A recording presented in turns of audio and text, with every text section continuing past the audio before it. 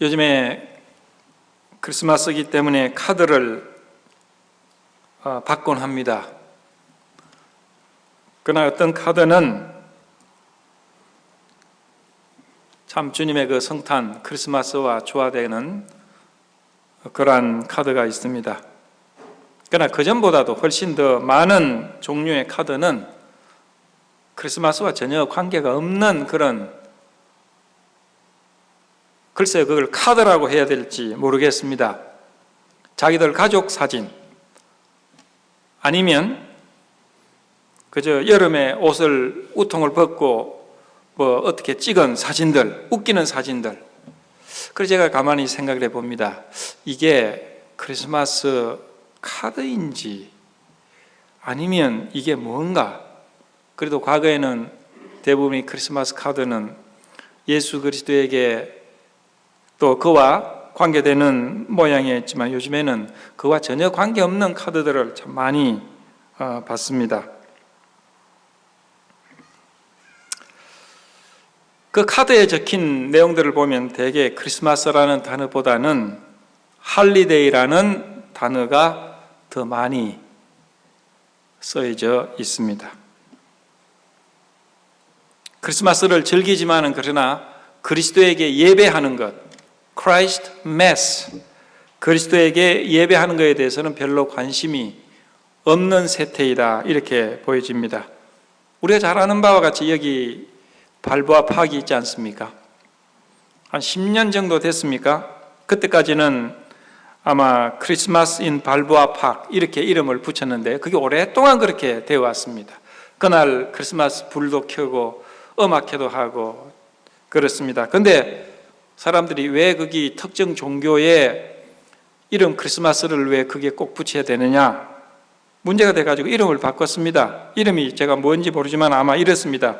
December Night in 발보아 팍, 발보아 팍의 12월 밤이다. 글쎄요, 그 아주 애매한 목적과 초점이 흐려져 버리는 그런 명칭으로 바뀌었습니다. 오래전에 이랬습니다. 한국에서 이제 크리스마스 날 새벽송을 하는데 마침 새벽송 하는 그 옆을 지나가던 어느 술전뱅이가 이제 술을 먹고 이제 새벽까지 술 먹고 있다가 지나가다가 새벽송 하는 것을 보고는 그렇게 이야기를 했다고 그럽니다. 아유, 예수쟁이들도 크리스마스가 있는 모양이네. 글쎄요, 예수쟁이들도 크리스마스가 있습니다. 이러한 세태를 이제 느끼는지 미국 사람들이 설문조사를 했습니다. 이 크리스마스가 어떻게 되어야 할 것인가 설문조사를 하니까 한 일주일도 안 됐습니다. 미국인들의 80%가 좀 더 크리스마스는 그리스도적이어야 한다. 참 표현이 재미있죠? 그리스도적이어야 한다. 그리스도와 관계되고 그와 뭔가 좀 이렇게 예수 그리스도가 부각되어야 된다, 그런 의미겠죠. 미국 사람들의 80%가 그리스도적이 아니라고 느끼고 있는 것 같습니다. 그래서 우리가 이제 요즘에 지나가다 보면 그런 광고판을 많이 보지 않습니까? Jesus is the reason of this season. 예수 그리스도는 이 계절의 그 이유다. 또 어떤 빌보드판에는요, Jesus is 해놓고 여기에 화살표를 해가지고 only reason of this season. 예수 그리스도는 이 크리스마스 계절의 유일한 이유다, 이렇게 적어놓기도 합니다. 적절한 것이 아닌가 그렇게 생각을 합니다. 저는 크리스마스 계절을 좋아하기도 하지만은 또 좋아하지 않기도 합니다. 이것이 예수 그리스도의 탄생이, 또 예수 그리스도에 대한 예배가 그저 12월 달에만 있는 것 같아서 별로 그렇게 탐탁하지 않습니다. 사실 미국 초기에 300년 전 개척 시대 미국 초기에는 미국에 크리스마스가 없었다고 그럽니다. 크리스마스를 이렇게 셀러브레이션 하지 않았다고 그럽니다. 정확한 건 모르지만 크리스마스 셀러브레이션 하면 문제가 되었고 그 사람에게 징계를 했다는 그런 이야기를 들었는데 정확한 것은 제가 모르겠습니다. 그러나 중요한 것은 우리가 12월 달에도 주님을 경배하고 여름에도 크리스마스를 우리가 기억하고 경배하는 것이 중요하다고 생각을 합니다.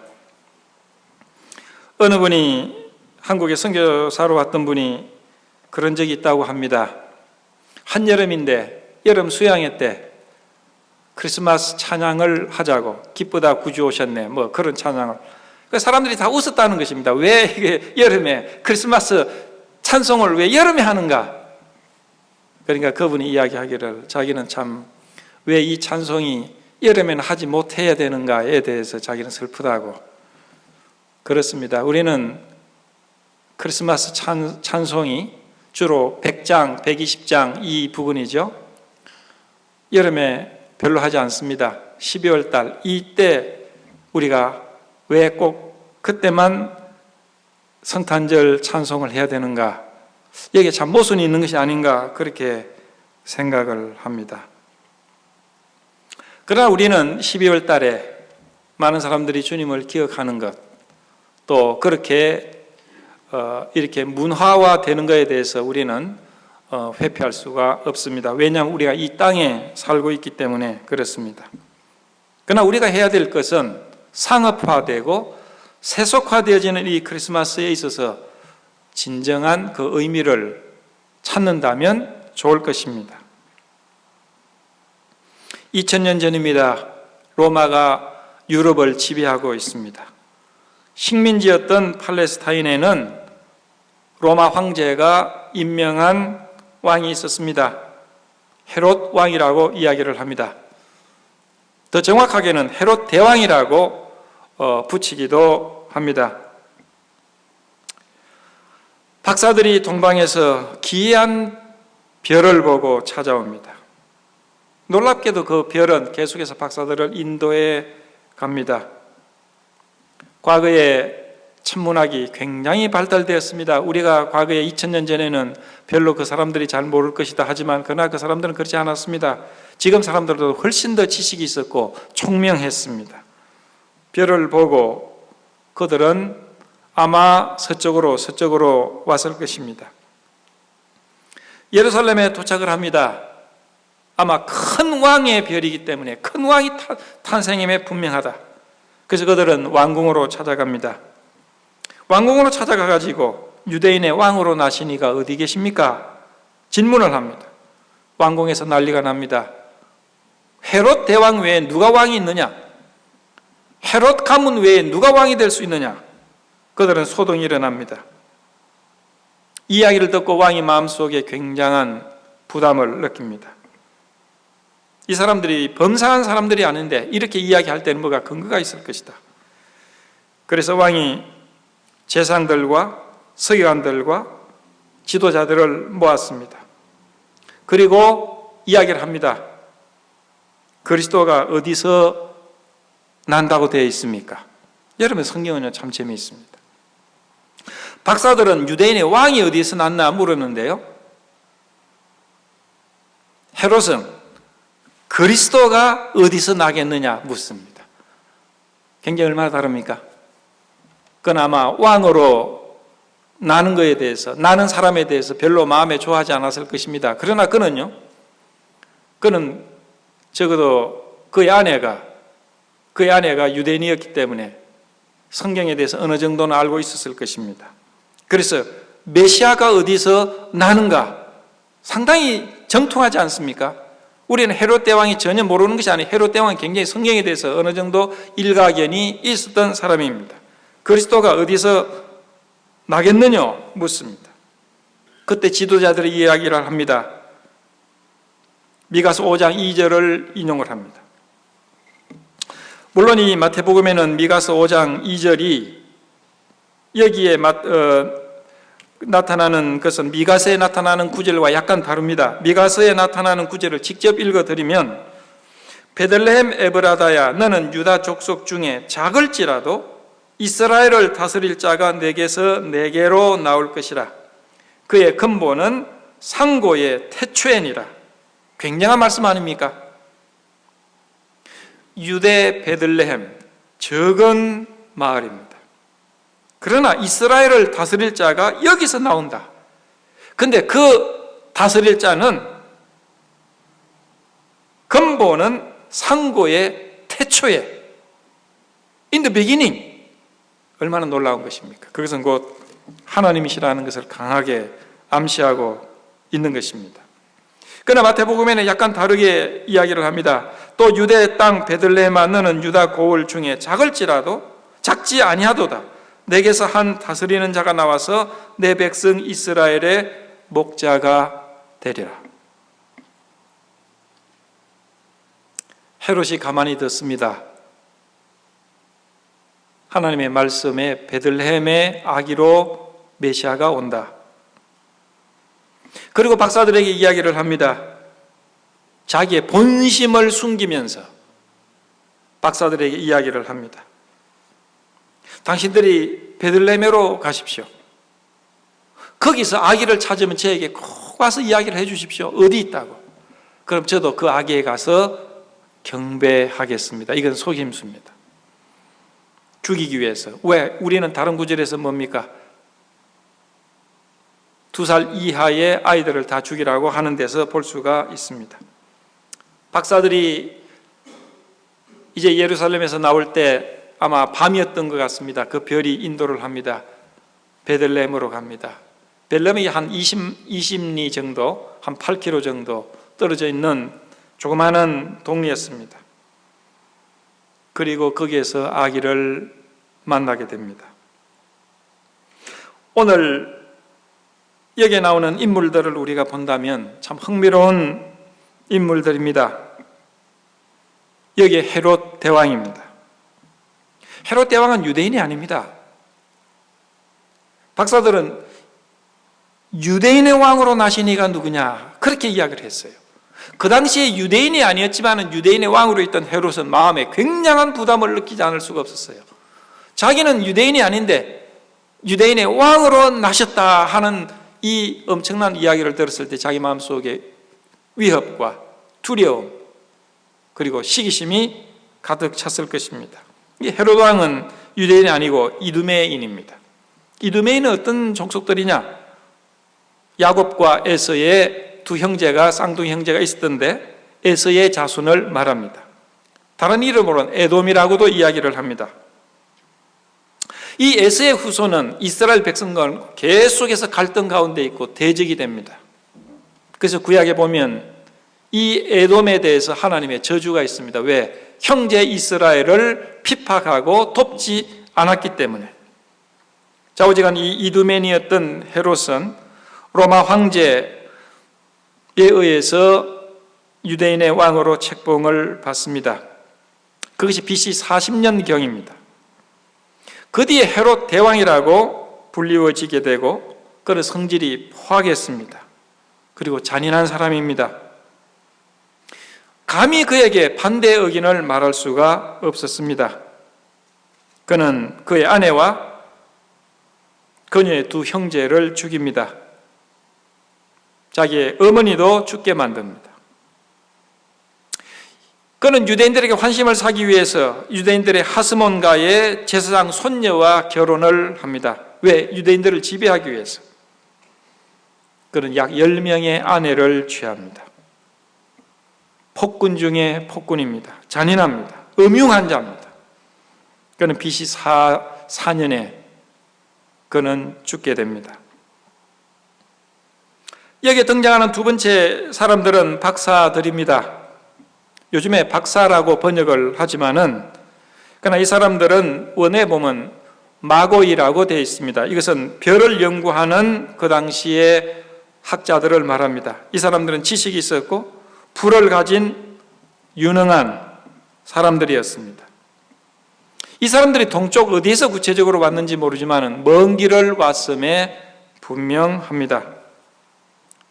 이들은 선물을 세 가지 선물을 드렸으므로 많은 사람들이 세 명이다 그렇게 봅니다. 그러나 성경에는 몇 명이라 이렇게 되어 있지 않습니다. 주로 그림에 세 명을 그립니다. 왜냐하면 여기에 황금과 유향과 몰약을 드렸기 때문에 아마 세 명이 아닌가 생각을 합니다. 그러나 어떤 기록에는 네 명이 출발했는데 한 명은 돌아갔다 그런 기록도 있습니다. 우리가 확실한 것은 알 수가 없습니다. 예수께서는 왕궁에 나시지 않았습니다. 베들레헴 조그마한 동리에 그리고 마구간에 나셨습니다. 이것은 참 놀라운 구약 미가서 5장 2절을 이루기 위한 놀라운 하나님의 섭리입니다. 많은 사람들이 호적할 수 있도록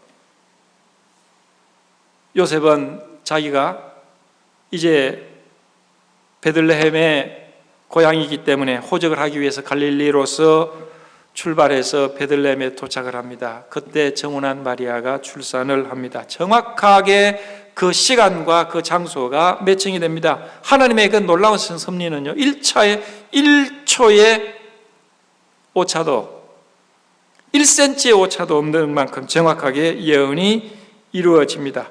왜냐하면 이 베들레헴은 다윗의 고향이기 때문에 그렇습니다. 이스라엘에 있어서 다윗의 후손은 대대로 왕이 된다고 주님이 말씀을 하십니다. 이스라엘의 왕이 되시기 위해서는 다윗의 혈통으로 나셔야 하고 다윗의 고향에서 나시게 되는 것입니다.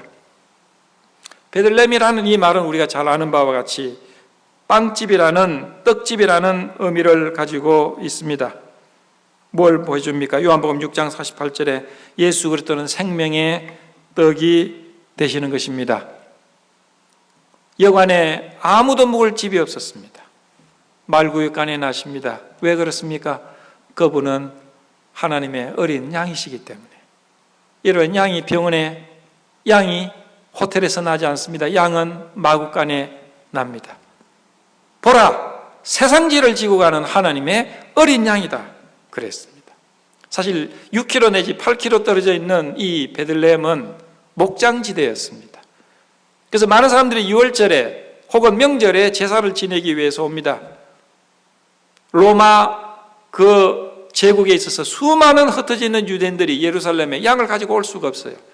그들은 현금을 가지고 옵니다. 성전 앞에는 양을 파는 사람들이 많이 있었습니다. 그들은 돈을 주고 양을 사고 제사를 드립니다. 그 양들이 어디서 6km, 8km 떨어져 있는 베들레헴에서 목장에서 양을 사옵니다. 베들레헴은 목장지대고 양이 생산되는 지역입니다. 예수께서는 생명의 주로서 왕으로서 오시지만은 우리를 위해서 희생되는 양으로 오시기 때문에 베들레헴에서 그리고 마구간에서 나셨습니다. 양이 태어날 때 누가 그것을 맨 처음에 목격합니까? 목자들입니다. 목자들이 양이 태어나는 것을 봅니다. 그리고 그것이 양인지 염소인지 분별하는 것입니다. 이러한 놀라운 사실들이 이 예수 그리스도의 탄생의 순간에 전체적으로 하나의 초점을 이루고 있습니다. 그런데 이 본문을 보면 11절, 12절에 오늘 우리는 초점을 두려고 합니다. 집에 들어가 아기와 그 모친 마리아와 함께 있는 것을 보고, 그런데 여기는 말구유가 아닙니다. 말구유에 나셨다고 하는데 여기는 집에 들어갔다고 되어 있습니다.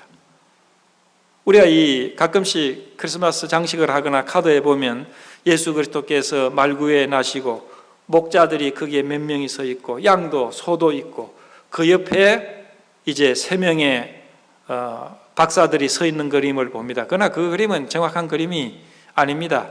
목자들과 그 다음에 박사들이 동시에 있지 않았습니다. 최초의 주님이 탄생하셨을 때 목자들이 왔지만 시간이 약간 지나고 난 다음에 아마 예수 그리스도의 그 어머니였던 마리아와 요셉은 더 안전한 집으로 옮겼을 것입니다. 시간이 좀 지나고 난 다음에 박사들이 왔습니다.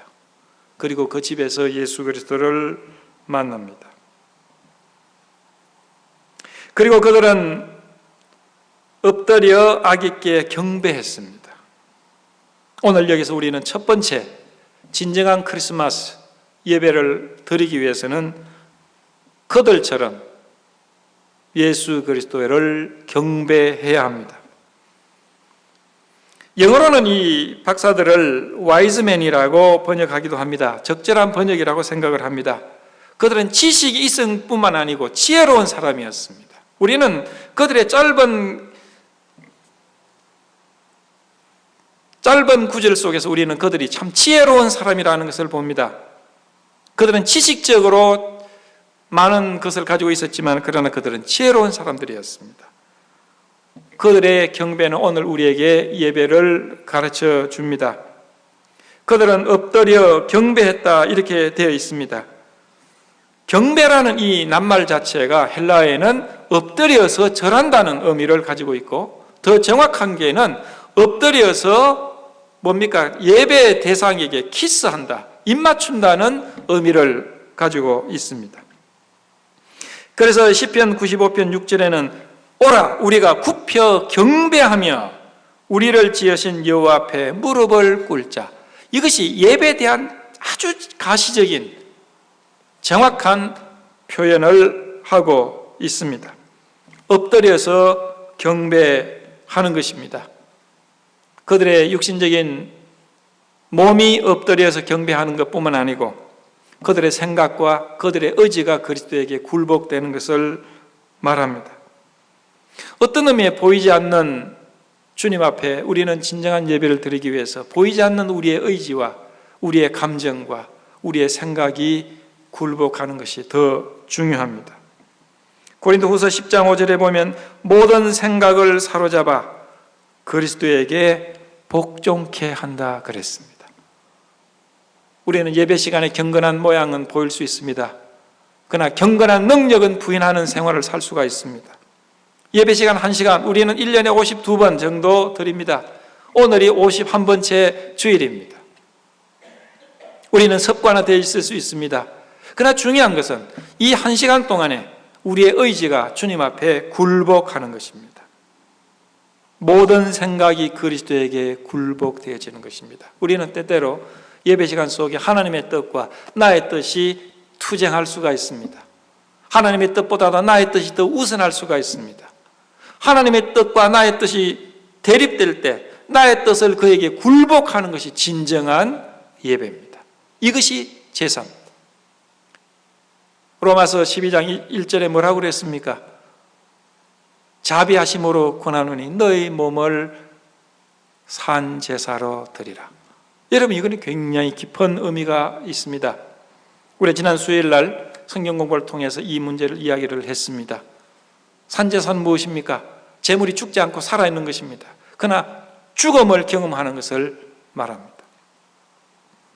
아브라함은 하나님께서 그의 독자 이삭을 번제로 드리라 그랬습니다.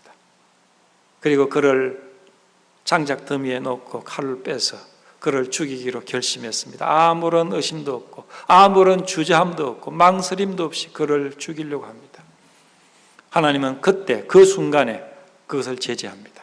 그리고 대속 제물인 수양이 있는 것을 발견하게 합니다. 그 수양 곧 우리를 위해서 죽으신 예수 그리스도의 대속 제물을 보여줍니다. 그러나 그때 이삭은 죽은 것입니다. 이삭은 죽음을 경험했습니다. 아브라함은 아들을 포기하고 하나님의 뜻에 자기 자신의 뜻을 포기했습니다. 이삭은 거기서 죽은 것이고 아브라함도 자기 자신을 부인한 것입니다. 그들은 거기서 모리아산에서 죽음을 경험을 했어요. 이것이 예배입니다. 그리고 이삭은 평생 그는 제 제물로서 살았습니다. 나는 그때 그 산에서 죽었다. 자기 자 나는 부인된다. 내가 지금 산 것은 이제 나를 위해서 희생한 그 수양 때문에 살아갈 수 있다. 나는 그 자리에 죽었다. 나는 덤으로 사는 삶이다. 나의 삶은 이제 나를 위한 것이 아니고 나에게 수양을 주신 그 하나님을 위한 것이다. 이것이 살아있는 제물 아닙니까? 이삭은 합법적으로 하나님 앞에 드렸던 제물이었어요. 그러나 죽지 않는 제물이었어요. 평생 그는 제물로 살았습니다. 이것이 산 제사입니다.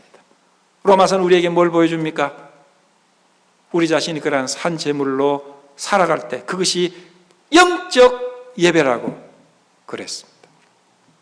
많은 사람들이 52번의 예배를 드립니다. 그러나 의미 없는 예배, 그러나 나 자신이 포기되지 않는 예배, 나 자신이 펄펄 살아있는 예배가 된다면 그거는 어떤 의미, 하나님 앞에 가치 없는 예배가 될 것입니다. 우리는 생에 있어서 한 번 예배를 드려도 이러한 예배가 드릴 때 그거는 하나님 앞에 영광이 되고 정말 하나님이 기뻐 받으시는 제사가 됩니다. 하나님은요, 그런 예배를 드리는 자들을 찾으신다고 그랬습니다. 찾는다는 것은 흔치 않다는 겁니다. 드물다는 것입니다. 희귀하다는 것입니다. 그렇기 때문에 하나님께 그런 차원의 예배를 드리는 자들을 찾으시는 것이기 때문에 그렇습니다. 오늘 여러분의 뜻이 오늘 예수 그리스도 앞에서 굴복될 수가 있습니까? 주님은 그렇게 하셨습니다. 내 뜻대로 마옵시고 아버지 뜻대로 되어지기를 원하나이다. 그는 자기 자신을 십자가에 스스로 부인되고 못 박았습니다. 유명한 영국의 여왕이었다면 빅토리아 여왕이 있습니다. 아마 빅토리아 여왕은 그의 기록들을 보면 분명히 구원받은 본어게인한 그리스도인이라고 증거할 수가 있습니다. 그는 늘 이야기를 했습니다. 성인들이 내 궁에 오면, 소크라테스나 혹은 위대한 서성들, 성인들이 내 궁에 오면 나는 일어나서 그에게 경의를 표할 것이다. 그러나 그리스도께서 내 궁에 오시면 나는 그 앞에 엎드려 경배할 것이다. 그러면서 그 빅토리아 여왕은 늘 이야기를 했습니다. 나는 그리스도께서, 메시아께서 내가 왕으로 있는 내 치세 중에 오시기를 소원한다. 그가 오시면 나는 내 왕관을 벗어서 그의 발 앞에 드리고 싶다. 얼마나 좋은 표현입니까? 이것이 예배 아닙니까? 이것이 굴복 아닙니까? 이것이 Christ Mass, 메스라는 것은 워십이라는 겁니다. 그리스도에 대한 예배. 우리는 성탄절 예배가 그런 차원의 예배가 되어야 합니다. 이 박사들은 들어가 그 아기와 그 모친 마리아와 함께 있는 것을 보고 엎드려 아기에게 경배했습니다. 두 번째, 여기 보면 보배 합을 열어 황금과 유향과 모략을 예물로 드리니라 했습니다. 박사들의 예배의 두 번째 중요한 포인트가 있습니다. 그들은 경배하는 것뿐만 아니고 예물을 드렸습니다. 그런데 예물을 보면 황금입니다. 유향입니다. 몰약입니다. 참 놀라운 예물들 아닙니까? 황금, 이건 신성을 말합니다. 예수 그리스도의 신성과 왕되심을 말합니다. 유향입니다. 제사장에 필요한 향품입니다. 몰약은 무엇입니까? 예수 그리스도의 죽음, 이것은 방부제를 의미합니다. 예수 그리스도의 죽음을 나타내주고 있습니다. 얼마나 귀한 것들입니까? 요즘에는 향수가 별로 귀하지 않지만 그 당시에 향수는요 굉장히 귀했습니다. 예수님 당시에 한 죄 많은 여인이 와서 예수님 발 앞에 향유를 깨어서 발에 부었습니다. 그리고 자기 머리털로 씻었습니다. 향유가 온 집안에 넘쳤다고 그랬어요. 그때 분노한 사람이 있었습니다. 누구였습니까? 예수 그리스도의 제자 중에 가룟 유다입니다. 가룟 유다는 이야기를 했어요. 분노하면서 어휴, 저렇게 아까운 것을 발 앞에 붓다니. 저것을 팔아서 얼마예요? 2,000데나리온에 200데나리온에 300데나리온에 어떤 것이겠습니까? 300데나리온에 팔아서 가난한 자들에게 주었으면 더 좋을 것이다. 그러나 성경이 이야기하는 저는 도적이라 그랬어요. 가난한 자들을 생각하는 것이 아니다. 여러분, 300데나리온의 가치가 있는 향유였습니다. 아마 같은 것인지 우리가 알 수가 없습니다. 300데나리온은요 장정이 1년 동안 일을 해서 벌을 수 있는 돈이 300데나리온입니다. 장정이 하루 종일 일해서 벌 수 있는 것이 한 데나리온이었어요. 1년 품삯을 가지고 살 수 있는 향유입니다. 아마 박사들은 더 귀한 것인지 모릅니다. 얼마나 귀한 것입니까? 황금 두말할 필요가 없습니다. 모략도 귀한 것이었어요. 왜? 사람이 죽으면 방부제 역할을 했다니 이거는 굉장히 귀한 그 당시에 요즘으로 비교할 수 없는 만큼 귀한 것이었습니다. 그들의 예배에 있어서 헌신은 그리고 예물은 필수적인 것이었습니다. 참된 예배는 희생이 다릅니다. 다윗은 이제 법궤를 예루살렘으로 옮기기를 원했습니다. 그래서 법궤 있는 데로 갑니다. 오벳 에돔 집에 법궤가 있습니다. 그래서 그 법궤를 모셔오려고 그럽니다. 그리고 제사를 드리려고 했습니다. 그러니까 오벳 에돔 이야기를 합니다. 아닙니다. 내 소가 있으니 내 소를, 그리고 여기에 마차를, 또 나무가 있습니다. 이거 다 가지십시오. 제가 그저 드리겠습니다. 다윗은 이야기했어요. 아니다. 내가 값을 지불한다. 그러면서 이야기하기는 뭡니까? 값이 없이는 번제를 드리지 아니한다. 여호와 하나님 앞에 예배를 드리는데 내가 값을 지불하지 않고서는 나는 제사를 드릴 수가 없다. 제가 그 시카고에 있을 때 어느 목사님이 그런 이야기를 하시더라고요. 우리 그리스도인들이, 진정으로 은혜 받은 그리스도인들이 주님 앞에 드리는 헌금은 마음이 아리어야 한다. 그 말이 뭡니까? 마음이 아리다. 이거 굉장히 귀한 것인데, 이것을 위해서 내가 피땀을 흘렸는데, 그러면서 주님 앞에 드리는 것이라는 겁니다. 그저 있어도 되고 없어도 되는 것이 아니고 정말 귀한, 나에 있어서 중요한 그러한 물질을 주님 앞에 드리는 것이 진정한 드림이다 그랬어요. 저는 그게 동의합니다. 왜? 그것은 자기 자신을 부인하는 것이고 자기 자신을 죽이는 것이고 얼마나 귀한 것입니까?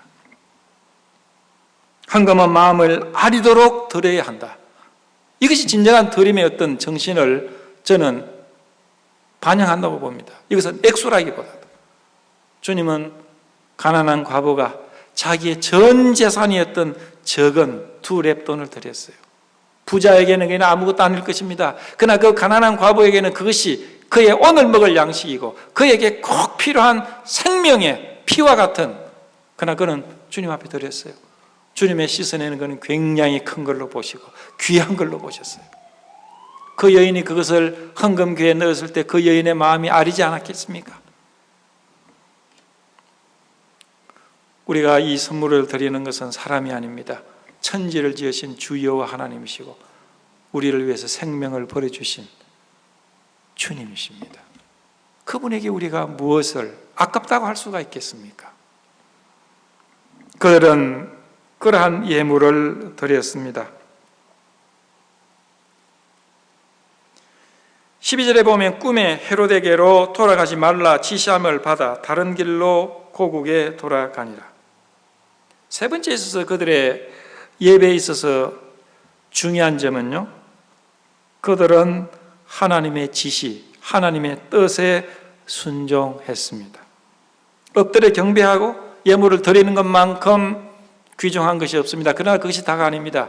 중요한 예배는 하나님의 뜻을 순종하겠다는 의지입니다. 우리는 예배를 통해서, 그렇습니다, 당신의 뜻을 제가 오늘 설교를 통해서 배웠습니다. 거기에 순종하겠습니다. 이 순종이 저에게 유익하지 않아도, 제가 원치 않아도 거기서 순종하겠습니다. 여러분요, 여기에서 이 박사들이 예루살렘에서 들었던 이야기가 있습니다. 가서 아기를 발견하면 나에게 와서 있는 곳을 말하시오. 누구 이야기입니까? 누구 명령입니까? 권력 있는 왕의 명령입니다. 그러나 그걸 어겼어요? 왜 어겼습니까? 하나님이 다른 길로 가라고 했기 때문에. 하나님 말씀 듣는 것이 왕의 말씀 듣는 것보다 우선했습니다. 왕의 말을 듣는 거 얼마나 큰 것입니까? 그리고 그들은요, 왕의 말을 듣지 않으면요, 생명 위협을 느낄 수 있는 환경이었어요. 만약에 그들이 다른 길로 가다가 헤롯이 이거 안 되겠는데 그 사람 잡아와라 한다면 그들은 목이 달아날 수 있습니다. 그들은 생명을 걸고 왕의 말보다도 하나님의 말씀에 순종했습니다. 그들은 엄청난 손해와 엄청난 위험을 초래할 수 있는 순간에 하나님의 말씀을 들었어요. 오순절날 이후에 제자들이 예수 그리스도를 복음을 전합니다. 힘 있는 권력자들이 전하지 마라. 예수의 이름 이야기하지 마라. 그때 제자들은 뭐라 했습니까? 내가 당신들 말 듣는 것이 옳습니까? 하나님 말씀 듣는 것이 옳습니까? 여러분, 그게 아닙니까? 진정한 예배의 요소 중에 하나는 하나님의 말씀을 듣는 것입니다. 하나님의 뜻을 행하기로 결심하는 것입니다. 하나님의 선하시고 기뻐하시고 온전하신 뜻이 무엇인지 분별하라. 시편 95편 7절에 너희가 오늘날 그 음성 듣기를 원하노라. 너희가 오늘날 그 음성 듣기를 원하노라. 얼마나 많은 그리스도인들이 우리가 하나님의 뜻보다도 우리의 뜻을 우선시하고 나의 뜻과 하나님이 다르면 하나님의 뜻을 가차없이 버리고 나의 뜻대로 하고 있는지, 여러분, 이것은 진정한 예배의 모습이 아닙니다. 그렇기 때문에 예배는 제사라고 표현한 이유도 아까 말씀드린 대로 그렇습니다. 나를 죽이는 것입니다. 나의 의지를 꺾는 것입니다. 나의 의지를 주님 앞에 굴복시키는 것입니다. 하나님이 이렇게 말씀하시고 나는 이렇게 하기를 원한다면 하나님의 뜻을 따르는 것입니다. 그기 위해서 자기 자신이 부인되지 않으면 안 됩니다. 예배는 쉬운 게 아닙니다. 예배는 그저 드릴 수 있는 것, 편리한 시간에 마음껏 드리면 하나님 그때부터 늘 받으신다. 아닙니다. 이스라엘 백성들 속에 그들이 이러한 예배를 드리지 않을 때 하나님 그러셨어요. 이사야에서 1장에 나옵니다. 헛된 제물을 가져오지 마라. 차라리 누가 성전문을 닫았으면 좋겠다. 성전문을 닫을 사람이 있으면 좋겠다. 나는 그러한 제사에 나는 지쳤다. 그런 예물에 나는 지쳤다. 여러분, 우리는 그것이 이사야 선지자의 첫 음성이라는 사실을 알아야 합니다. 우리는 이사야 시대에 2700년 전에 이스라엘, 불순종한 이스라엘 사람들처럼 살고 그런 예배를 드리고 있지 않은지 우리는 깊이 생각해 봐야 합니다. 우리를 위해서 낳고 천한 이 땅에 오신 예수 그리스도 앞에서, 그리고 왕 중의 왕이시고 주 중의 주가 되시는 주님의 임재하신 앞에서 우리 자신을 나타내고 우리 자신을 주님 앞에 우리의 의지를 꺾지 않을 수 있는 어떤 이유라도 있습니까? 진정한 예배는 우리의 왕 앞에 굴복하고 경배하는 것입니다. 두 번째, 진정한 예배는 헌신입니다. 예물을 드립니다. 우리 자신을 그분 앞에 다시 드리는 것입니다. 세 번째는 하나님의 뜻에 순종하기로 결심하는 겁니다. 오늘 여러분이 이러한 진정한 예배, 크라이스트 메스가 되어지기를 바랍니다. 기도하시겠습니다.